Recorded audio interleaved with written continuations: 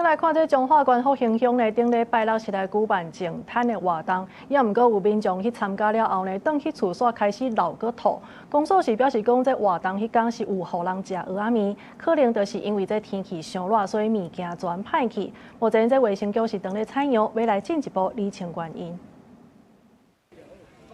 民眾一人掛一個袋仔，徛佇海沙埔抾糞掃。彰化縣福興鄉公所頂禮拜六舉辦淨灘活動，大約有400-500位民眾參加，但是煞有真儕民眾反映，活動參加煞出現走白、吐等等的鏡頭，哪像是食歹腹肚。我們辦淨灘哦，然後我們為了要推廣福興鄉在地的那個蚵仔，所以我們有做穿那個蚵仔麵啊。其中我們總共有3個社區準備蚵仔麵，那可能是因為海鮮天氣太過炎熱，可能就要遭危險了。公所表示，因為活動有提供蚵仔麵，懷疑可能是天氣熱變熱氣，有通報衛生局，初步一調結果，確認有56個人出現胃腸無爽快。衛生局也在拜一去稽查，針對有出現鏡頭加煮食的人，食材、煮食的環境進行採檢。目前的話，針對製作場所還有衛生一點完成稽查，相關的工作其實是持續在進行中。到現在為止，經過疫調，確定就是有56個人有